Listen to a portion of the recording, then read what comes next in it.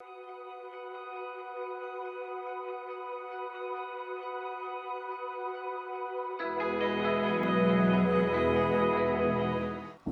विष्णुपादाय कृष्णपृष्ठाय कृष्णकृष्णाय भूतले भूतले श्रीमते श्रीमते भक्तिवेदांत स्वामी भक्तिवेदान्त नामिने स्वामिने नमस्ते नमस्ते सारस्वती सरस्वती देवी देवे गौरवाणी गौरवाणी प्रचारिणे प्रचारिणे निर्विशेष निर्विशेष शून्यवादी शून्यवादी पाश्चात्य पाश्चात्य देशतारिणे देशतारिणे हरे हरे कृष्णा कृष्ण कृष्ण कृष्ण कृष्ण कृष्ण हरे हरे हरे हरे हरे राम हरे राम राम राम राम राम राम हरे हरे हरे। हरे। आप सभी दर्शकों का इस मायापुर टीवी के कार्यक्रम में बहुत बहुत स्वागत है। हमने इससे पहले जो यही इसी से रिलेटेड एक प्रोग्राम किया था, भगवत गीता 11वां चैप्टर जो है उसके ऊपर, वो भाग 1 था। आज उसी का दूसरा भाग जो है उसको हम कवर करेंगे। उसी से रिलेटेड क्वेश्चंस हम लोग आज कवर करेंगे। तो आज हमारे साथ यहाँ पे अक्षय प्रभु हैं और उनके साथ में हमारे साथ हैं तुलसी गोविंद प्रभु और हमारे साथ हैं बांके बिहारी प्रभु। तो आप सभी का स्वागत है और बहुत बहुत धन्यवाद आप लोग अपना कीमती समय हमारे को दिया यहाँ सेवा में भगवान के लिए। तो शुरुआत करते हैं। पहला प्रश्न अक्षय प्रभु से मैं पूछना चाहूँगा, जो कि एक तरह से कुछ पिछला जो हमने पिछले कार्यक्रम में डिस्कस किया था उसका एक रिकैप जैसा हो जाएगा, तो आपको स्मरण हो जाएगा कि हमने किस बारे में चर्चा करी थी। तो पहला प्रश्न ये है कि अर्जुन को कृष्ण के विश्व रूप देखने की इच्छा क्यों हुई? हाँ, बहुत क्वेश्चन बहुत आसान है, बट थोड़ा सा बैकग्राउंड देखेंगे तो ये भगवत गीता का चैप्टर, जैसे आप लोगों को सबको पता है, ये चैप्टर जो है 11 चैप्टर का नाम विश्वरूप है। और जो उससे पहला चैप्टर आता है 10वां चैप्टर, उस चैप्टर का नाम है भगवान के ऐश्वर्य। उसमें भगवान अपने ऐश्वर्य बताते हैं। तो 10 चैप्टर में भगवान अपने ऐश्वर्य बता रहे हैं। मैं देवताओं में इंद्र हूँ, और मैं देवताओं में इंद्र हूँ, आदित्य में विष्णु हूँ, और रुद्र में शिवा हूँ। तो ऐसे करके भगवान बहुत सारी चीज़ें बता रहे हैं अपने, कि जानवरों में शेर हूँ, और हर चीज़ में भगवान अपनी श्रेष्ठता बता रहे हैं। हर 84 लाख योनियाँ जो हैं भगवान उसमें श्रेष्ठ उसमें बता रहे हैं। तो देखा जाए तो कोई बाहरी दृष्टि से कोई समझ सकता है केवल इज़ वेरी एरोगेंट, बहुत वो है। तो भगवान सिर्फ थ्योरी दे रहे हैं, लोगों को लगेगा थ्योरी दे रहे हैं। सब लोग बोलते हैं बाहर की दुनिया में, मैं ये हूँ, मैं वो हूँ। चूँकि अर्जुन को पता था कि कृष्ण कौन है, कृष्ण परम पुरुषोत्तम भगवान है, अर्जुन जानता था। बट लोगों को फ्यूचर में, भविष्य में लगे नहीं कि चूँकि अर्जुन भगवान का मित्र है, भगवान का सखा है, इसलिए अर्जुन ने इस कारण से भगवान कृष्ण को भगवान घोषित कर दिया।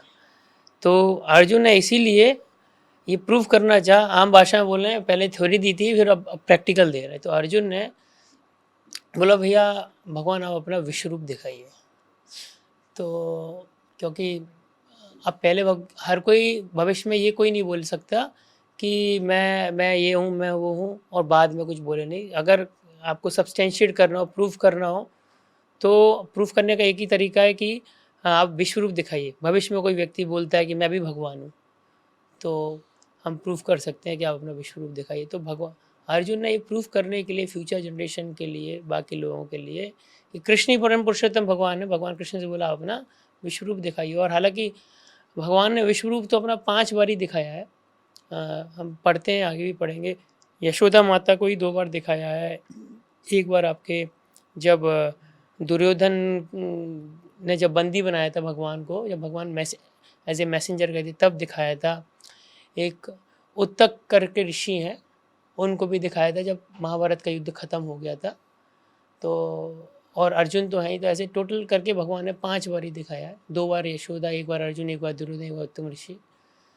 तो अर्जुन का सारांश में स्टोरी है कि भगवान ने पहले अपने बारे में बताया, अपने पर लोगों को यकीन प्रूव हो जाए, लोगों को फ्यूचर में भी लोगों को इस बात की दिक्कत नहीं रहे कि ऐसा, मतलब कोई बाद में ऐसा उसको बोलते ना कि धोखेबाज लोग आ जाते हैं कि मैं भी भगवान हूँ। तो उसको हटाने के लिए अर्जुन ने बोला कि आप अपना विश्व रूप दिखाइए। ये हरे कृष्णा। हरे कृष्णा। बहुत बहुत धन्यवाद। अगला प्रश्न मैं पूछना चाहूँगा बांके बिहारी प्रभु जी से।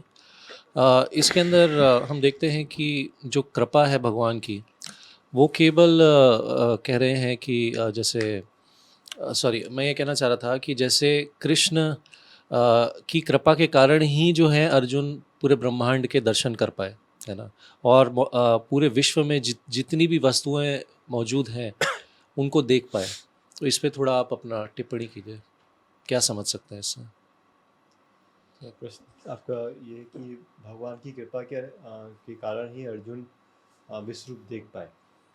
और तो नहीं, भगवान की कृपा के कारण वो विश्व रूप तो देख ही पाए, लेकिन उसमें मौजूद उसमें उन्होंने ये देखा कि हर एक चीज़ प्रेजेंट है जो जो एग्जिस्ट करती है ना। तो उसके उसके ऊपर थोड़ा टिप्पणी कीजिए। पूरे ब्रह्मांड का दृश्य देख पाया एक हाँ, साथ। yes। तो मतलब किस प्रकार से वो विश्व रूप दिखा पाए, विश्व रूप की क्या महानता है। बेसिकली जो उसका बैकग्राउंड है वो यही था कि जैसे पूजन ने बताया कि इस अध्याय का आरंभ इसी हुआ कि भगवान की भगवत्ता को स्थापित करने के लिए।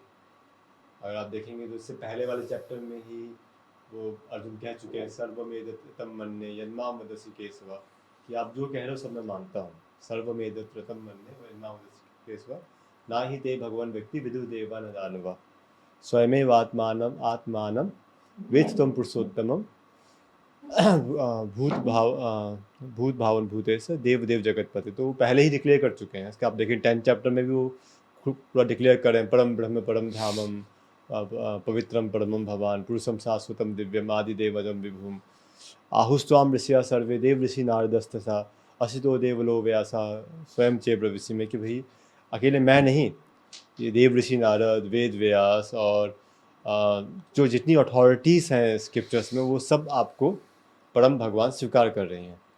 तो ये कि अर्जुन को कहीं कुछ कन्फ्यूजन था, ये तो हम सारे श्लोकों से क्लियर कर सकते हैं, कोई कन्फ्यूजन था नहीं अर्जुन को। और यहाँ पर भी जो पहले से अध्याय का आरंभ इसी से कर रहा है कि मद अनुग्रह है, आपने मुझ पर अनुग्रह करके परम गुह्यम अध्यात्म संगीतम, आपने परम गुह्य अध्यात्म मुझे दे दिया है। और आपके वचन से मोहो अयम विगतो मयम वचस्तेन मोहो अयम विगतो मम, कि आपका सारा मेरा मोह खत्म हो चुका पहले ही। इसके बाद फिर शुरुआत कर रहे हैं कि चलो अगर मन से तत्सक्यम मया दस्तुमिति प्रभु, कि भैया मेरे अगर आप मानते हैं कि मैं देख सकता हूँ हम्बल एटीट्यूड में, कि मैं अगर देख सकता हूँ तो फिर दिखाइए, देखना चाहता हूँ। और इसमें तो इस हम्बल एटीट्यूड के साथ कोई भी चैलेंजिंग मूड में नहीं। जब अर्जुन ने कहा कि दिखाइए, तो भगवान ने जो स्वरूप दिखाया, जिस स्वरूप की समाज में भगवान के नाम पे जिस स्वरूप की कल्पना की जाती है, 99.9% लोग भगवान को पर्सनल नहीं मानते हैं ज़्यादातर। वो क्या कहते हैं कि इसी स्वरूप की वो को भगवान के रूप में मानते हैं कि वो जो सर्वव्यापी है, सर्वव्यापक है, जिसके अंदर सब है, ऐसा है वैसा। तो भगवान ने वही स्वरूप विश्वरूप, लो भाई ये देखो, ये मेरे अंदर ही मेरा ही स्वरूप है। अनेक वक्त नयनम अनेक अद्भुत दर्शनम दिव्य अनेक अलंकारम, सारे अद्भुत आयुध सब दिखाया। और जैसा कहा जाता है कि जाकी रही भावना जैसी प्रभु मूरत देखी तिन तैसी। तो भावनाओं के अनुरूप अर्जुन का फोकस फिर लास्ट में वहाँ तक गया कि किस प्रकार सारे योद्धा जा रहे हैं काल के मुख में और सब मर रहे हैं। तो जो देखना चाहते सब उसके अंदर था, सब कुछ, हर व्यक्ति का जो भी क्या देखना चाहता है, कैसे देखना चाहता है, सब उसके अंदर है। और ये चीज़ें जो संभव नहीं है इसका किसी के द्वारा भी दिखाया जाना, मतलब पूरा जो हिस्ट्री है, वैदिक हिस्ट्री, इसमें कहीं भी संभव नहीं हुआ कि किसी ने ऐसा विश्वरूप विराट रूप दिखाया हो इस तरह का। और थोड़ा बहुत लोग दिखाते भी हैं, थोड़ा बहुत चमत्कार दिखाते हैं, ये चमत्कार वो चमत्कार। तो उस चमत्कार की कंपेयर मतलब यहाँ दिखाया जिसका मैग्नीट्यूड दिखाया है भगवान ने कि ये देखो ये है भगवत्ता का मैग्नीट्यूड, और तुम्हारा मैग्नीट्यूड एटॉमिक लेवल पर है। तुम जो दिखाते हो, जो 50-100 ग्राम सोना निकाल के दिखा दिया, या फिर इधर से राख उधर से राख निकाल दी, तो वो राख निकालने वालों यहाँ पे प्लैनेट्स निकल रहे हैं रोम रोम से। तो वो जो कंपैरिजन है कि कई लोग जैसे भक्तिविनोद ठाकुर के टाइम पे देखते हैं कि वो बाद में भी देखते हैं, कई लोग जो करते हैं कि हम ये भगवान, साक्षात भगवान यही हैं, क्योंकि जब रियल भगवान के बारे में पता नहीं है, जब उस शो को नहीं देखते, पता नहीं करते भाई रियल भगवान कैसे हैं, कौन है, भगवदगीता नहीं पढ़ते, तो फिर जो आर्टिफिशियल भगवान घूम रहे हैं इन पर वो श्रद्धा रखना शुरू कर देते हैं। और इन भगवानों की भगवत्ता का मैग्नीट्यूड देखा जाए और रियल भगवान का देखा जाए, है ना, तो वो चीज़ जब कंपैरिजन किया जाएगा तो फिर हो जाता है कि भाई असली सोना कैसा दिखता है। ये जो बाकी सभी सब पीतल है जो कि थोड़ा चमक रहे होंगे थोड़ा बहुत, लेकिन असली सोना कैसा दिखता है वो है। और जब हम भगवान की भगवत्ता पे विश्वास कर लेते हैं, तो जैसे बता रहे हैं, एतात विभूति योगम च मम यो वेति तत्वता सो अभिकम्पेन योगेन युञ्जत नाथ संशय, कि इस पे जो विश्वास कर लेता है फिर वो हिलता जुलता नहीं है। तो अगर भक्त के लिए भी बहुत ज़रूरी है भगवान की भगवत्ता को पहचानना, क्योंकि भगवान की भगवत्ता को पहचान लेगा तो फिर वो सो अभिकम्पेन योगेन, वो फिर निष्ठा को प्राप्त कर लेगा। और अभक्त के लिए भी ज़रूरी है कि वो क्लियर कर ले भाई कि असली और नकली क्या डिफरेंस है, तो दोनों के लिए ज़रूरी है। बहुत बहुत धन्यवाद। अगला प्रश्न मैं पूछूंगा तुलसी गोविंद प्रभु से। तो जब अर्जुन दर्शन कर रहे थे विश्व रूप का, तो उन्होंने क्या प्रार्थना करी और उस प्रार्थना के पीछे क्या पर्पस था, तो थोड़ा हमें बताइए। क्या प्रार्थना की अर्जुन ने? जी। मुखम करोति वाचालम पंगुम लंघयते गिरिम यत्कृपातमं वन्दे श्रीगुरुं दीनतारिणम्।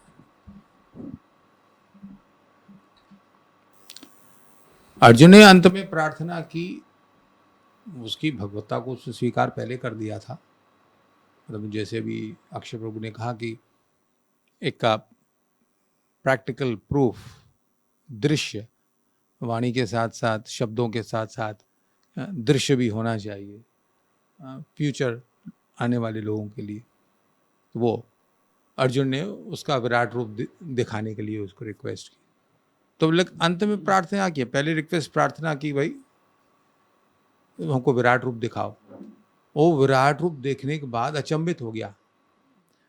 अर्जुन लीला में भाग ले रहा था। ये योग माया के अंदर सब कुछ होता है, जैसे कि मटेरियल एक्टिविटीज महामाया द्वारा संचालित है, तो स्पिरिचुअल एक्टिविटी कृष्ण उनके पार्षदों के साथ जो कुछ भी होता है भक्तों के साथ, वो योग माया के द्वारा संचालित होती है। तो अर्जुन योग माया के वश में ये लीला कर रहा था, अज्ञानता में पड़ जाना और रोना और कंपित होना और युद्ध न करने के लिए। हाँ, तो ये भगवान की लीला है। स्वयं भगवान भी योग माया का प्रयोग अपने ऊपर करते हैं क्या। तो प्रार्थना की कि मेरे को विश्वरूप दिखाओ। हाँ, वो देखने को मिला।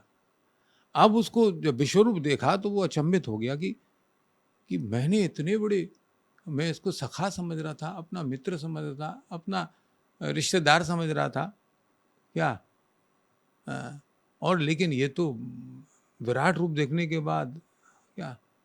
तो प्रार्थना करने लगा कि मैंने भूल से जो भी गलतियां की हो, आपको संबोधित करते समय, व्यवहार करते समय आपके साथ मैंने जो कुछ गलतियां की उसके लिए हमें क्षमा करें क्या। गलती हो गई। वो ऐसा नहीं कि वो सुनाने के लिए कर रहा है, वो योग माया के प्रभाव से इस लीला में सच बोल रहा है। जो एक योद्धा को उस समय जो अपने आप को शक्तिशाली समझता हो और फिर वो विराट रूप किसी का देख ले तो वो कैसे फील करेगा क्या। और जो हमेशा कृष्ण के साथ एक मित्र की तरह व्यवहार करता आया, हाँ भी सोते सामने हमने आपकी टांग ऊपर रख दी, आपको उल्टे सीधे शब्द सुनाए, ये वो क्या, गालियां भी सुनी, लेकिन अब उसको पछतावा हो रहा है। तो ये प्रार्थना की, नंबर 1 कि हमको विश्वरूप दिखाओ, नंबर 2 विश्वरूप देखने के बाद क्षमा मांगनी, और नंबर 3 अब हमें को वो सौम्य रूप अपना दिखाओ, द्विभुज रूप वाला, ये हजारों बाहों वाला ये वो रूप हमें। फिर वो चतुर्भुज में भी आ गए रूप, फिर भी नहीं, उनको द्विभुज रूप वापस वही मित्र था। और भगवान भी भक्तों के साथ क्या, जो भगवान को अपना मित्र समझे, हाँ, भगवान को अपना भगवान समझे, अपने आप को दास समझे, और भगवान को कोई अपना पुत्र समझे क्या, या भगवान को अपना प्रेमी समझे किसी भी प्रकार का प्रेम, हाँ, भगवान वही चाहते हैं। अपने उनके जो शुद्ध भक्त हैं वही संबंध बनाना चाहते हैं, प्रेम वाला संबंध। हाँ, तो जब अर्जुन के साथ वो संबंध था, अर्जुन को पूरा टूर कराने के बाद वापस अर्जुन वहीं पे आ जाता है कि हम उसी संबंध में रहना चाहते हैं। इसीलिए वो प्रार्थना करता है कि please come back to your original form. मैं ये देख नहीं पाता, सहन नहीं कर सकता। बस ये छोटी सी। I hope your question is answered. हाँ, यस यस, बहुत बहुत धन्यवाद, आपने एग्जैक्टली वही आंसर दिया जो हमें चाहिए था। तो अगला प्रश्न अक्षय प्रभु से है। तो प्रश्न ये है कि जैसे भगवान इसी चैप्टर में एक सूत्र भी बताते हैं या एक तरीका बताते हैं कि कैसे कोई उनके लोक या भगवत धाम जा सकता है, तो उसके बारे में थोड़ा बताइए।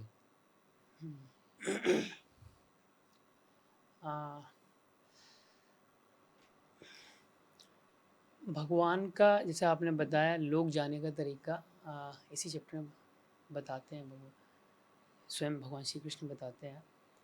तो हम प्रभुपाद जी के लेक्चर से और वरिष्ठ वैष्णवों के मुख से भी सुनते हैं कि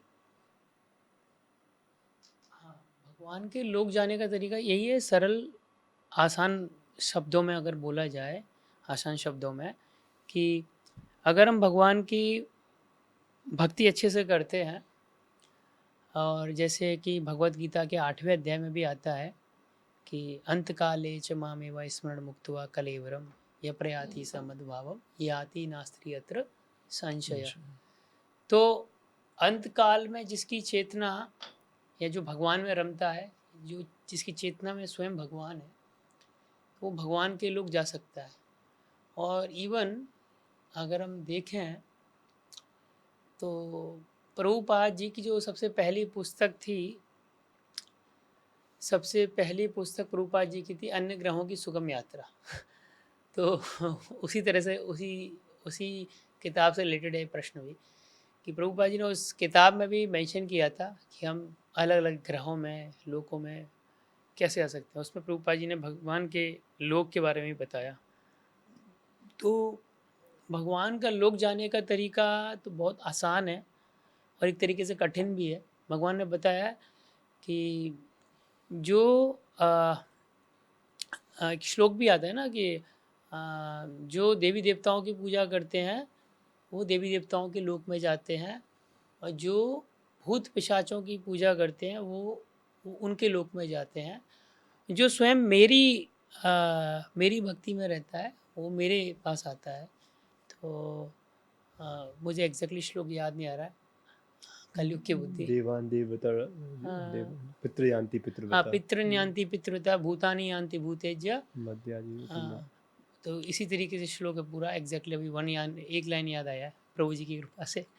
तो इस श्लोक के माध्यम से भी हम समझ सकते हैं। और 8वें अध्याय में जो लास्ट में भी भगवान बताते हैं कि जो मैंने अभी कोट किया था श्लोक, तो हम समझ सकते हैं कि भगवान के लोग जाने का तरीका ये है कि अगर हमारी चेतना भगवान में है तो हम भगवान के लोग जा सकते हैं। बट यह भी उसमें ये कैच ही है कि बहुत सारे लोग सोचते हैं, जैसे इंजीनियरिंग में भी होता है कि हम लास्ट में 2 दिन पहले पढ़ाई कर लें और इंजीनियरिंग का पेपर क्लियर कर लें। तो बहुत सारे भौतिकवादी लोग भी यही सोचते हैं कि पूरा जीवन भर जो सब करना है करेंगे और लास्ट में भगवान का नाम जप लेंगे, बट हो नहीं पाता। तो मतलब प्रैक्टिकली फिजिबल नहीं है वो, कि आप पूरे ज़िंदगी भर कुछ और करें और लास्ट में भगवान के नाम जप लें। आप जप ही नहीं पाएंगे, आप भगवान का नाम ले ही नहीं पाएंगे। और तो वो भी बोलते हैं ना कि जो जीवन भर आपने किया है लास्ट में आपको वही ध्यान आएगा। अगर आपने जीवन भर टका पैसा या संपत्ति या घर परिवार या इसी में आपका पूरा जीवन गया है, समाज, सोसाइटी, ह्यूमैनिटी, मानवता, ये सब में, तो आपको अंत में भगवान का स्मरण नहीं होगा, आपको अंत में यही सब का स्मरण होगा। तो अगर हमको अंत में इन सब चीज़ों का स्मरण होता है तो फिर भगवान के धाम जाना थोड़ा के लिए शायद मुमकिन नहीं है। तो आसान शब्दों में तो कहा जाए यही तरीका है। हरे कृष्ण। इसमें अगर थोड़ा सा मैं ऐड करना चाहता था कि आप प्रश्न को दोहराएंगे, फिर आपने इनसे जो पूछा था अभी प्रश्न, ये जो प्रश्न ये था कि इसी चैप्टर में भगवत प्राप्ति का एक सूत्र बताया गया है, तो भगवान के धाम जाने का, तो वो क्या है ये प्रश्न था। प्रोटीन जैसे उसको सारांश से बता दिया है थोड़ा, और उसमें ही लास्ट में पढ़ रहा था, तो उसमें लास्ट श्लोक में भी उसको श्लोक के फॉर्म में दिया गया इस चीज़ को। मत कर्मो कृत मत परमो मत भक्ता संग वर्जिता, मत कर्मो कृत मत परमो मत संग संग मत संघ मत भक्ता संग वर्जिता निर्वैर सर्वभूतेषु यह समामेति पांडवा। तो ये आखिरी श्लोक है इसका, इसमें ही सूत्र था कि किस प्रकार से जाया जा सकता है। तो मत बहुत कर्मो- जगह और भी सूत्र कई भगवद गीता में भगवान अर्जुन को, जैसे कि जब अपने आविर्भाव के बारे में बताते हैं और अर्जुन फिर प्रश्न पूछता है, फिर भगवान उसको बताते हैं वैसे बहुनी में जन्मानी, उसके बाद 4.10 या 4.9 है शायद वो श्लोक, जन्म कर्म च मे दिव्यम एवं योगेति तत्त्वतः त्यक्त्वा देहं नयति मामेति, वो मेरे धाम को प्राप्त करता है जो मेरे जन्म और मेरे कर्म की दिव्य प्रकृति को तत्व से जान लेता है। क्या वो इस संसार से जाने के बाद वापस यहाँ नहीं आएगा बल्कि मेरे धाम को आएगा। ये भी सूत्र है। इसमें मैं पढ़ रहा था प्रभुपाद जी काफ़ी जो हर किसी के लिए प्रैक्टिकल एग्जांपल दे रहे थे कि कैसे व्यक्ति इसको, अब जैसे आप बता रहे हैं, उसको कैसे प्राप्त कर सकता है। जैसे मत कर्मा बताया इन्होंने, तो मत कर्मा में इन्होंने, प्रभुपाद ने फिर उसको डिकोड किया अपने पर्पस में कि मत कर्मा का मतलब ये है कि दो तरह से मत कर्मा कर सकते हो। एक तो आप जो कर्म कर रहे हो उस कर्म को मुझे अर्पित कर दो, या मेरे लिए कर्म करो, दोनों मत कर्मा है। तो एक तो जैसे आप बिजनेस कर रहे हो तो खूब पैसा कमाने की इच्छा है, आपकी बहुत बड़ी बिल्डिंग बनाने की इच्छा है, तो बनाइए, और बड़े बड़े मंदिर बनाइए भगवान के, जैसे दिल्ली के बड़े बड़े मंदिर हैं ऐसा कहीं, तो उनमें जिस किसी व्यक्ति ने अपने कर्मों का फल ही अर्पित किया तब जाके उतना बड़ा मंदिर बना जिससे भगवान की इतनी बड़ी सेवा हो पा रही है। तो ये एक जैसे प्रैक्टिकली रूप बता रहे हैं कि आपका बहुत बड़ा घर बनाने की इच्छा है तो घर में छोटा सा मंदिर मत बनाइए, घर को मंदिर बना दीजिए। तो एक ये है। और फिर प्रभु बता रहे हैं कि किस प्रकार से कि आपके पास अगर ज़मीन है तो खेती कीजिए, खेती करके आप उसमें पेड़ पौधे लगाइए और तुलसी के प्लांट्स उगाइए। पत्रम पुष्पम जो भगवान बोल रहे हैं उसमें तुलसी ऑफर करने के लिए बोल रहे हैं, तो तुलसी आप खूब लगाइए, खूब ऑफर कीजिए भगवान को। और इसी प्रकार से संग वर्जिता, तो हर एक को डिकोड कर रहे हैं, मत परमो, वो ये बात पे कोई डाउट ना रहे कि मैं परम हूँ। इसीलिए भगवद गीता का जितना ज्ञान है ये इसको क्लियर करने के लिए कि भाई परम कौन है वो क्लियर रहे, सब एक नहीं है, जिसको भी भजो सब एक ही जगह पहुँचेंगे, ये नहीं। तो कहने का तात्पर्य है कि बहुत से सूत्र भगवान ने दिए हैं, सरल आसान तरीके से हम पहुंच सकते हैं जी। और चैतन्य महाप्रभु ने भी बहुत सरल सूत्र हमको बताया है, अपनी जीवा से आप वो प्राप्ति कर सकते हो। मत कर्मो। धन्यवाद, आप सभी लोगों ने बहुत ही सुंदर टिप्पणी दी इसमें। तो अगला प्रश्न मेरा बांके बिहारी प्रभु के लिए ही है। तो जैसे यहाँ पर हम देखते हैं कि बताया गया है, मैं एग्जैक्ट पोर्शन बोलना चाहूँगा। ओके, 1155 में स्पेसिफिकली यहाँ पे बताया गया है कि जो भगवान का भक्त होता है उसका कोई शत्रु नहीं होता। बट हम देखते हैं जैसे नामाचार्य श्रील हरदास ठाकुर जो थे, उनके तो काफ़ी शत्रु हो गए थे, है ना, क्योंकि वो भगवान का नाम ले रहे थे। उसके अलावा भी हम देखते हैं आजकल कहीं पे मंदिर होता है या डिवोटीज, जैसे हम पड़ोस के देश में कहीं पे देख सकते हैं, तो वहाँ पे भी शत्रु हैं, बहुत शत्रुता रखे भले ही डिवोटीज कुछ नहीं करते। तो इसका क्या तात्पर्य है कि जो कृष्ण का भक्त होता है उसका कोई शत्रु नहीं होता है, क्या क्या मतलब है तो इसका? इसी में आप देखेंगे पिछली बार ये प्रश्न नहीं था शायद, हाँ? ये था? मेरे से पूछा था। अच्छा, आपसे पूछा था, ओके ओके। तो मत कर्मो मत कर्म, ये जो 55 जो आप बता रहे हैं इसका मैं पहले वो श्लोक देख लेते हैं ताकि हम उसको एग्जैक्टली उसको डिकोड कर पाए। मैंने थोड़ा सा एग्जाम्पल दे के उसको हाँ। रेलेवेंट बनाया। तो शत्रु वाला पूछा था सर। हाँ, मत yes. कर्म मत कर्म कृत मत परमो मत भक्ता संग वर्जिता निर्वैरा सर्वभूतेषु यह समामेति पांडवा। निर्वैरा, तो आपने बताया कि हरिदास ठाकुर के बहुत से शत्रु थे लेकिन वो किसी के शत्रु नहीं थे। तो निर्वैर का मतलब है कि वो किसी के शत्रु नहीं थे। युधिष्ठिर महाराज के बहुत शत्रु थे, है ना, जैसे बताते हैं इतनी बड़े फील्ड में, कई फुटबॉल फील्ड्स के बराबर वो जो सभा जमी थी उसमें विश्व भर के राजा थे, उसमें उनकी पत्नी का इंसल्ट किया गया, इसके बाद भी वो उनके शत्रु नहीं बन पाए, वो उनके प्रति शत्रुता नहीं रखे। तो अजात शत्रु मतलब वो किसी को शत्रु नहीं नहीं मानते मानते थे। तो क्योंकि जो भक्त है वो भगवान का नेचर ऑक्युपाई करता है, सटल नेचर ऑक्युपाई करता है। भगवान किसी को शत्रु नहीं मानते अपना। समोहम सर्वभूतेषु नामे दोस्ती नामे प्रिया। तो अगर भगवान किसी को शत्रु मानेंगे तो उससे क्या गति होगी, कहाँ जाएगा वो तो हमेशा के लिए नरक में उसका अपॉइंटमेंट फिक्स हो जाएगा, तो निकलेगा ही नहीं वहाँ से। और अपने ही शरीर के अंग को कैसे कोई शत्रु मान सकता है। हाँ, Beautiful.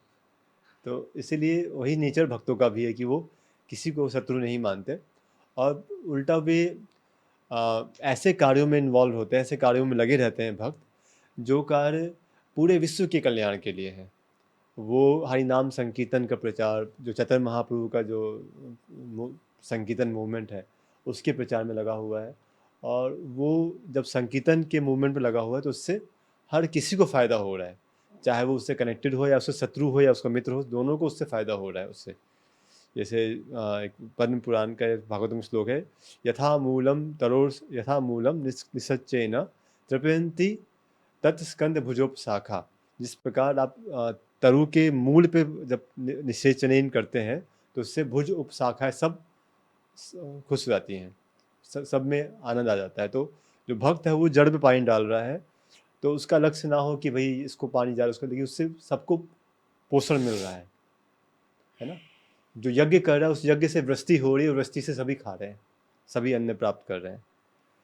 जो वो संकीर्तन कर रहा है तो उससे सारी इनऑस्पिशियसनेस जो खत्म हो रही है, वो उससे वो उसके शत्रु को भी फायदा हो रहा है।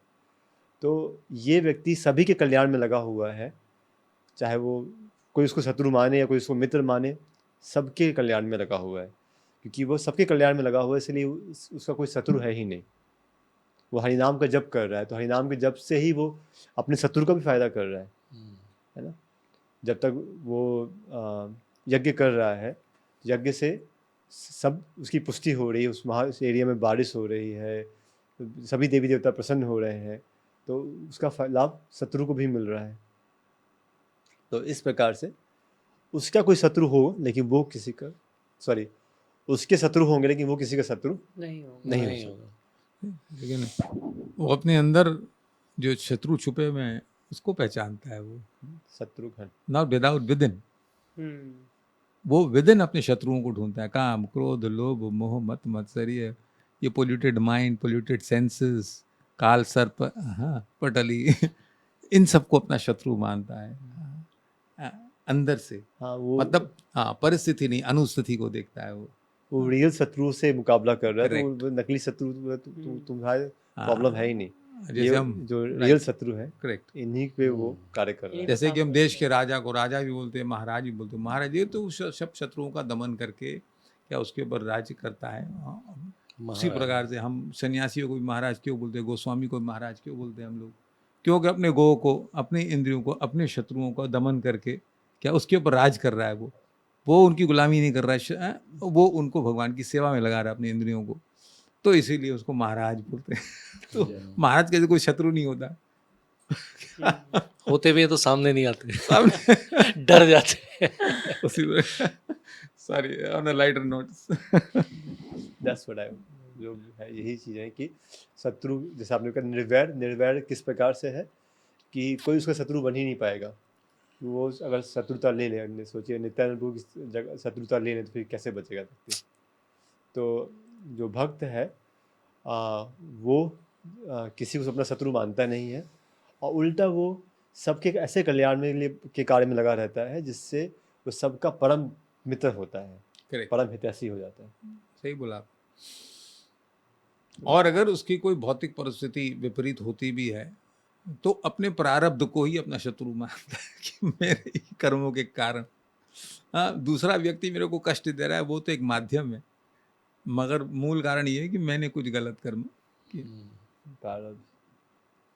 तो किन सिचुएशंस में फिर डिवोटी जो होता है जिसका जो किसी को शत्रु नहीं मानता, तो उसको मतलब कई ऐसी सिचुएशन आती तो उसको अपने आप को डिफेंड करना चाहिए, इसके बारे में क्या कहेंगे? यस, उसको अपने आप को डिफेंड करना चाहिए, तो वो एक कृष्णा कॉन्शियस वे में डिफेंड करता है अपने आप को कि ये जो शरीर है ये धर्म का साधन है, तो मुझे शरीर की रक्षा ज़रूरी है करनी, ताकि मैं भगवान की ज़्यादा से ज़्यादा सेवा कर सकूं। जैसे प्रभुपाद जी का भी हम एग्जाम्पल देखते हैं कि जब प्रभुपाद अमेरिका गए तो वे भक्तों से कहते हैं कि आप इस शरीर को अभी थोड़े और समय बचा के रखने के लिए प्रार्थना कीजिए, ताकि मैं इसको सेवा में लगा सकूँ।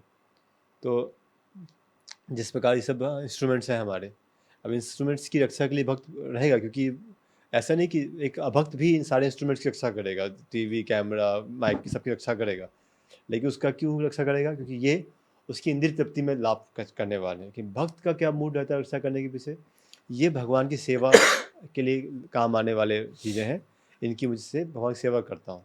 तो दोनों रक्षा कर रहे हैं, लेकिन दोनों का मूड अलग अलग है। एक का है कि ये इसको मुझे सेवा में लेना है, जैसे हम लोग देखते हैं हमारे कई जैसे परम आचार्य हैं जब इस संस्था में हैं, उनका देखिए वो शरीर को किस प्रकार से डील कर रहे हैं शरीर के साथ। वो जो सही तरीका है कि मैं शरीर नहीं आत्मा हूँ, वो एग्जैक्टली उसी कॉन्शियस में डील कर रहे हैं। कोई देख सकता है कि अपना इलाज भी करवा रहे हैं, ये भी कर रहे हैं। तो यही है कि वो शरीर को किस प्रकार भगवान की सेवा में इस्तेमाल करना है, और उसकी सेवा नहीं करनी, उससे सेवा करवानी है। तो आप देखिए इतने ऑपरेशन हो रहे हैं, कुछ भी हो रहा है, लेकिन सेवा नहीं रुक रही है। तो ये है रियल आत्मा के स्तर पर कार्य करना।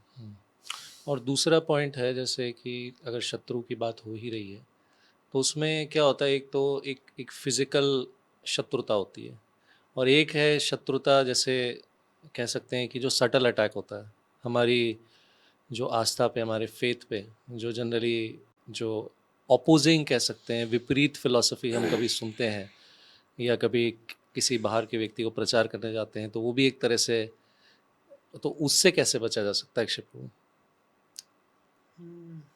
बचा जा सकता है ना। आपने ये प्रश्न ये पूछा एग्जैक्टली। मतलब अगर विपरीत फिलॉसफी वाले लोग हमारी फिलॉसफी के ऊपर, मतलब वो भी एक कृष्ण भावनामृत एक डिवोटी के लिए एक खतरा ही है, इसे हम एक देखें तरह का। बांग्लादेश वगैरह में जो अटैक हो रहे हैं अच्छा। मंदिरों पे। हाँ यानी एक्चुअली केवल ये पूछ रहे हैं, मैं पूछ रहा हूँ कि जो सूक्ष्म रूप से अटैक होता है ना, जो अलग अलग विपरीत फिलॉसफीज हैं हमारे कृष्ण भावनामृत की, तो वो भी एक तरह से मायावाद, शत्रु ही हुई ना। अच्छा तो उनके अटैक से कैसे बचा जाए? ओके, ये बांग्लादेश वाला तो नहीं है ना? नहीं क्लियर। क्षमा कीजिए बस। तो जैसा आपने बताया कि जो विपरीत फिलॉसफी है सटल लेवल पे या फिर स्कॉलर लेवल पे बोल सकते हैं, या फिर एक बहुत बड़ा डिस्ट्रैक्शन जैसे सोशल मीडिया हो गया और सो मेनी थिंग्स। तो इनसे कैसे हाँ, बचें? इनसे कैसे बचा जाए?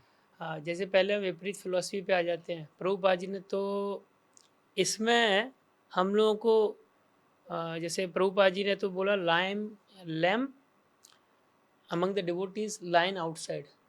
तो प्रचार के क्षेत्र में स्पेशली फिलोसफिकली सटल लेवल पे अब मतलब क्या बोलते हैं, जो क्रिकेट में बोलते हैं एकदम फ्री होके खेलिए, फुल शॉट फुल खेलिए, एकदम फ्री फायर गेम भी है ना, फ्री फायर। तो प्रभुपाद जी जैसे हमारे भक्ति सिद्धांत सरस्वती ठाकुर के बारे में बोला जाता है, वो लाइन गुरु थे, मायावादी कांपते थे लिटरली। तो जहाँ पे आपको हम लोग रूपानुग हैं और उनके प्रणाम मंत्र में भी आता है अपसिद्धांत ध्वांत हारिणे। तो जहाँ पे भी हमको इस जो चैतन्य महाप्रभु की फिलॉसफी है या फिर जो वैष्णव सिद्धांत है उससे हमको इतर अलग सिद्धांत या अपसिद्धांत दिखें या कोई प्रपोज कर रहा हो या कोई फैला रहा हो, तो हमको यथाशक्ति यथासंभव प्रयास करना चाहिए कि हम अपनी फिलॉसफी का प्रचार करें हैं और उसकी फिलॉसफी को शास्त्र संगत और तर्कों के माध्यम से काटें। हाँ, ये तो हो गया फिलॉसफिकली। और इसमें बहुत सारे सिद्धांत हो गए, जैसे आपका हो गया मायावाद सिद्धांत हो गया जो बहुत प्रचलित है। अभी कुछ दिन पहले एक बहुत जो अपने आप को वैष्णव कहते हैं और उनका वीडियो भी आया था, तो उन्होंने बोला था कि हम सब भगवान बन जाते हैं तो बन सकते हैं। तो या फिर बहुत सारे, या फिर आपका जो अद्वैत प्रिंसिपल है वो लोग भी है, क्योंकि आपको पता ही होगा कि जो हमारा सनातन धर्म है उसमें दो तरह के अध्यात्मवादी हैं, एक तो द्वैतवादी, एक अद्वैतवादी। तो वैष्णव लोग जो द्वैतवादी में आते हैं, भगवान और हम जीव और अलग अलग है, मतलब दोनों में भिन्नता है। और अद्वैतवादी की भगवान और जीव एक ही है, अंत में जीव भगवान बन सकता है, भगवान में मिल जाता है। तो और मायावाद अलग ही सिद्धांत है, उसी का एक और अलग। तो जब भी अद्वैतवादी या मायावाद सिद्धांत की बात हो तो हमको खोलकर इस विषय पर और इन जो भी इनके तर्क हैं उनको शास्त्रों के आधार पर काटना चाहिए। प्रभुपाद जी तो ऐसे ही करते थे, हमारे संप्रदाय के आचार्य लोग। और अगर आप इतने सक्षम नहीं हैं तो उस जगह को छोड़ के जा सकते हैं, सबसे आसान तरीका। और रहा आपका उसी में एक सेकेंडरी क्वेश्चन डिस्ट्रैक्शन के ऊपर, तो ये बहिरंगा शक्ति है ये डिस्ट्रैक्शन जो है बहिरंगा शक्ति है भगवान की, माया शक्ति। तो माया फ़ोन बोलते हैं इसको, मैं स्मार्टफोन नहीं माया फ़ोन बोलता हूँ इसको। तो हालांकि बोलना आसान है इस बारे में, बट फिर भी प्लान करके कि हम कैसे हम बहिरंगा शक्ति को, माया फ़ोन को या और भी चीज़ होंगी आपके आसपास, उसको भगवान की अंतरंगा शक्ति की सेवा में लगा सकें, उसके लिए हमको प्रयास करना चाहिए। प्रयास केवल बोलने से नहीं होता, मैं यहाँ बैठ के बोल दूँ 3-4 लोगों के बीच में, और उसके लिए आपको जेन्युइन प्रयास करना पड़ेगा। कुछ मतलब आपको उदाहरण के लिए जैसे प्रैक्टिकल स्टेप्स उठाने पड़ेंगे आपको, कुछ कलम कॉपी लेके कि मैं 1 घंटे या 2 घंटे या आधा घंटे, इतना टाइम मेरा रीडिंग का, इतना टाइम मेरा हेयरिंग का, उस समय इंटरनेट बंद होगा। ये फॉर एग्जांपल मैं फ़ोन के लिए बता रहा हूँ, आपने डिस्ट्रैक्शन बोला, या फिर बटन वाला फ़ोन यूज़ करूँ। बहुत लोगों के बहुत सारे डिस्ट्रैक्शन हो सकते हैं, मैं एक डिस्ट्रैक्शन के बारे में बात कर रहा हूँ।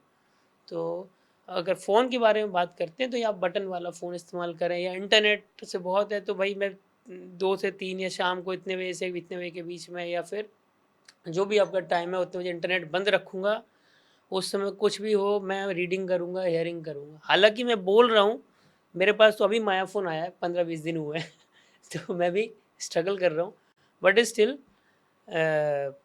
काफ़ी हद तक देखिए। बट मुझे ये आइडिया लग गया है कि हम लोग समझ सकते हैं कि बाकी अंत में भगवान की कृपा ही है और वैष्णव की कृपा है। आप अकेले जीत नहीं सकते, माया से पार पा नहीं सकते। मम माया दुरत्या, आप उसे पार नहीं पा सकते। ओनली व्हेन माम एवं ये प्रपद्यंते मीन्स अगर आप भगवान की शरण लेते हैं। माम एव मतलब केवल, माँ मतलब किसकी, भगवान की। तो भगवान स्वयं बोलते हैं आप भगवान से प्रार्थना भी कीजिए, दोनों स्टेप, दोनों चीज़ करनी है आपने।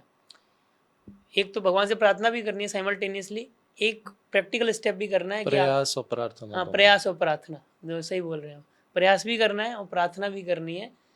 तो आपका प्रयास भी जेन्युइन होना चाहिए, ऐसा नहीं सिर्फ भगवान के सामने जाके रो रहे हैं, प्रयास कुछ भी नहीं कर रहे, सब भगवान करेंगे।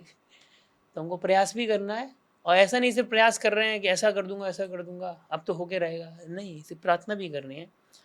तो मुझे लगता है इन सब चीज़ों से आप डिस्ट्रैक्शन काफ़ी हद तक आप ओवरकम कर सकते हैं। Okay, Hare Krishna. Hare Krishna, thank you Prabhu ji. अगला प्रश्न तुलसी गोविंद प्रभु से है। तो शत्रुओं की बात हो ही रही है, तो एक ये भी क्वेश्चन था। तो उसमें प्रश्न ये है कि जैसे दूसरी तरफ हम देख सकते हैं कि अर्जुन के जो भी उस समय शत्रु थे, भीष्म, द्रोण, दुर्योधन, ये सब लोग दूसरी तरफ खड़े हैं। तो भगवान ये भी कह रहे हैं कि ये जो हैं मैं इनको पहले ही मार चुका हूँ, ठीक है। और दूसरी तरफ ये भी कह रहे हैं कि तुम इन्हें मारो, युद्ध करो। तो इसको कैसे समझ सकते हैं? भगवान कह रहे हैं कि मैं इनको पहले से मार चुका हूँ, तो ये भगवान की योजना है।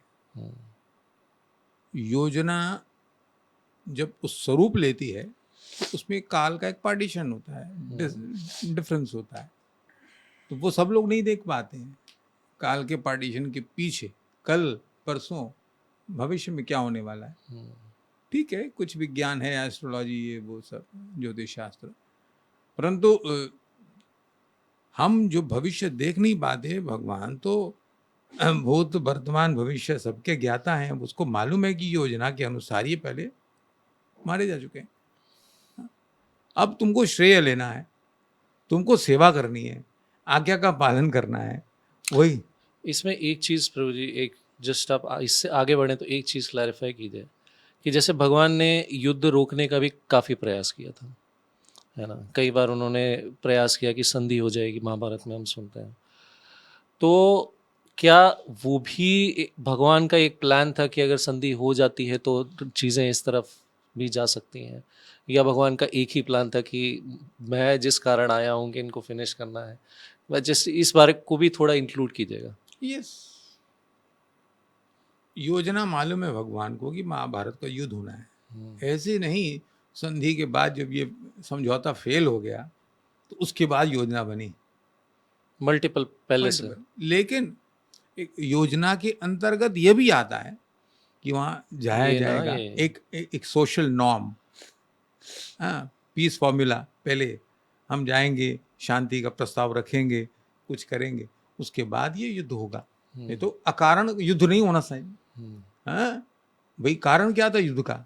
भाई इन्होंने अत्याचार किया, चलो अत्याचार के बाद उसके बाद गए आप? हाँ, हम गए थे और हमने बहुत सस्ते में इसको 5 गांव दे करके बोला भी समझौता कर लो, तो भी ये नहीं माने। अब तो कारण और ज़्यादा स्ट्रांग हो गया युद्ध का। तो भगवान पहले क्या बोलते हैं, पृष्ठभूमि बनाते हैं ना, क्या युद्ध का तो वो सब योजना के अंदर है। योजना है। देखिए, मरना तो सबको है, नेचुरल डेथ हो या वॉर के थ्रू हो, पेस्टिलेंस के थ्रू, किसी भी हो, राइट। तो ये मरना सबको है, परंतु धर्म युद्ध में किसी की मृत्यु हो, किसी का, तो वो उसको हत्या नहीं बोली जाएगी, उसका उद्धार होगा। भगवान सबका उद्धार करना चाहते हैं, ये उनकी विशेष कृपा है। जो लोग शत्रु के रूप में भगवान की लीला में प्ले कर रहे हैं, दुर्योधन हो, दुशासन हो, या कोई भी हो, शत्रु के रूप में, उसके साथ भीष्म पितामह भी आगे थे, तो इन सबको उद्धार करना है भगवान को। तो कैसे करेंगे? युद्ध हो और भगवान के सामने, या वो सब प्राण त्यागेंगे, सबका उद्धार होगा। उनके शुद्ध भक्तों के हाथों से उनको श्रेय मिलेगा और दूसरों को शिक्षा मिलेगी कि धर्म युद्ध क्या होता है। जी। वायलेंस, इसको बोलते हैं हिंसा। हिंसा और अहिंसा का मतलब भगवत गीता से हमको मिलता है। वास्तविक अहिंसा क्या है और वास्तविक हिंसा क्या है। तो हिंसा और अहिंसा के ऊपर बहुत भाषण सुन चुके होंगे, लेकिन गीता क्या प्रामाणिक ग्रंथ है क्या? वो शुद्ध भक्तों के द्वारा श्रील प्रभुपाद के यथारूप भगवत गीता को पढ़ेंगे, स्पष्ट सब कुछ दिया हुआ है इसमें। हरे कृष्ण। हरे कृष्ण। बहुत बहुत धन्यवाद प्रभु जी। इसमें एक पॉइंट जोड़ना चाहूँगा। हाँ बिल्कुल सॉरी, बिल्कुल। जैसे प्रभु जी ने बताया वो एग्जाम्पल कि भगवान बता चुके हैं सबको, भगवान ने दिखा भी दिया विश्व रूप में कि सब उनके काल के गार में जा रहे हैं। मतलब बोलते हैं ना, उनके मुंह के अंदर इतने सारे मैंने कई सारे मुख हैं उनके, उसमें सब लोग जा रहे हैं उनके मुख के अंदर। मतलब अंत में सब मर जाएंगे। अर्जुन तो सिर्फ इज जस्ट अ टूल, निमित्त मात्र है। निमित्त मात्र भविष्य अभिसाची बोलते भी हैं, श्लोक में आता भी है। इसको हम ऐसे समझ सकते हैं कि जब ऑडिशन हो रहा होता है, जो डायरेक्टर बैठा होता है, स्क्रिप्ट लिखी हुई होती है, तो हीरो को चुन रहा होता है। तो हीरो को बोलता है देखो स्क्रिप्ट लिखी हुई है, पिक्चर ऐसी बननी है, तुमको आना है तो काम कर लो, वरना और भी हीरो हैं। तो अब ऐसा नहीं कि अर्जुन अगर नहीं करते तो दूसरे होते, बट कहने का मतलब ये है कि अर्जुन को भगवान ने बता दिया मरना तो है ही, मरने तो मतलब है। टॉप डायरेक्टर है, उसने स्क्रिप्ट लिख दिया, तो मतलब वो भगवान ने स्क्रिप्ट लिख चुके हैं पहले। You just have to play the picture role बननी ऑफ, है। आपको हीरो का रोल निभाना है बस। डायरेक्टर प्रोड्यूसर ने काम कर दिया है, उन्होंने स्क्रिप्ट लिख चुके हैं पहले, ऐसा ऐसा ये मरना है, ऐसे ये इनका ये होना है। तो बस आप 5 पांडव रह जाएंगे अकेले। तो अर्जुन वो ज़्यादा कुछ नानुकुल नहीं कर सकता था। और पूरी भगवत गीता भी हम देखेंगे, शुरुआत में अर्जुन बोलता है मैं ये नहीं करूँगा। अर्जुन कई कारण गिनाता है शुरुआत में, मैं युद्ध ना करने के। पहले चैप्टर में वर्ण संकर हो जाएगा, जब रिश्तेदार ही नहीं रहेंगे तो मैं अपनी संपत्ति किसको दिखाऊंगा, राज्य किसको दिखाऊंगा, ये भी रहता है। बहुत कुछ कारण बताता है अर्जुन। तो पर भगवान उनके कारण दूसरे अध्याय से लेकर 18वें अध्याय तक काटते हैं और फिर अंत में बोल देते हैं यथा इच्छसि तथा कुरु, अब तुम्हारी जैसी इच्छा है वैसा करो। हालांकि ये भी भगवान ने इसमें भी ऐसा लगता है कि बहुत सारे लोग बोलेंगे कि भगवान ने बता भी दिया, फिर अब बोल भी रहे हैं कि तुमको जैसा करना है वैसा करो, तो व्यक्ति वही करेगा जो भगवान ने बोला है अंत में। तो यही था मेरा सबमिशन। हरे कृष्ण। धन्यवाद प्रभु जी। इसमें एक प्रभु जी ने जो पॉइंट उठाया बहुत स्ट्राइकिंग पॉइंट लगा मुझे, कि हिंसा और अहिंसा का सच्चा मतलब जानना है वो भगवत गीता से जानिए। जी। तो लोग बोलते हैं कि इतना बड़ा आपके भगवान ने हिंसा करवाई, इतने 63 मतलब कितने लाख लोगों को मरवा दिया, 63 करोड़ लोगों को मरवा दिया, 64 करोड़। 64 करोड़ बोलते हैं। करोड़ हाँ। लोगों को मरवा दिया। मतलब सबसे बड़ा जो मतलब लोग मरे हैं वो असल में सबसे बड़ी अहिंसा है। जो सबसे बड़ी हिंसा दिख रही है वो सबसे बड़ी अहिंसा है कि भगवद गीता के अनुसार अहिंसा क्या है? जो उसका नेचुरल प्रोग्रेस है उसको बाधा ना करना अहिंसा है, उसका जो नेचुरल प्रोग्रेस है। तो नेचुरल प्रोग्रेस कहाँ जाने के लिए? भगवत धाम जाने के लिए। तो जैसे प्रभु जी ने बताया कितना अच्छा श्रीमद् भागवत में है कि यह आहवे तथैव चान्यम नरलोकवीरा यह आहवे कृष्ण मुखारविंदम नेत्रो पिबंतो नयनाभिरामम पार्थास्ते पूता पद्मा परश्च। इतना सुंदर वर्णन है। उद्धव जी स्मरण कर रहे हैं भगवान का कि कितना सुंदर वर्णन है कि जो इतने सारे वीर इकट्ठा हुए हैं वे भगवान को आंखों से पी रहे हैं। नेत्रो पिबंतो नयनाभिरामम, वो नेत्रों से उसे होता है नयनोत्सव। तो वो युद्ध नहीं चल रहा, नयनोत्सव चल रहा है। नेत्रो पिबंतो नयनाभिरामम, और अलग अलग स्वरूप में भगवान को देख रहे हैं। कोई किस स्वरूप में देख रहा है, कोई किस स्वरूप में देख रहा है, जाकी रही भावना जैसी। और वो देखते पी रहे हैं। लेकिन अब अनर्थ तो बहुत है हमारे, पीने के साथ अनर्थ का क्या होगा? तो अनर्थ निवृत्ति कौन कर रहा है? अर्जुन। पार्थास्ते पूता पद्म परश्च यह आह्वा कृष्ण तथैव चान्यम नरलोक वीरा यह आह्वा कृष्ण मुखारविंदम नेत्रो पिबंतो नयनाभिरामम पार्थास्ते पूता। पार्थ जो है अपने अस्त्रों से अनर्थ निवृत्ति कर रहे हैं। क्या है? जितना गंदा खून है सब निकाल दे रहे हैं, खचाक से मारते हैं, वो देखते हैं भगवान को। और यहाँ से अर्जुन अनर्थ निवृत्ति और सीधा भगवत प्राप्ति। धराधर धराधर। जय हरि बोल। सबका अंतकाल वो ले आ रहा है और सामने स्मरण हो रहा है, दर्शन हो रहा है अनर्थ भगवान का। निवृत्ति भगवत प्राप्ति। दोनों एक साथ। बहुत ही सुंदर बताया प्रभु जी। थैंक यू आप सभी लोगों ने यहाँ पे अपना कीमती समय दिया और इतना प्रामाणिक और शास्त्र आधारित प्रश्नों के उत्तर आपने यहाँ पे मायापुर टीवी में हिंदी प्रोग्राम में दिए। तो हम इसके आगे का जो आगे के जो श्लोक हैं या आगे के जो चैप्टर हैं वो आने वाले प्रोग्राम्स में हम कवर करेंगे। तो अभी आप सभी की आज्ञा चाहेंगे। हरे कृष्णा। हरे कृष्णा।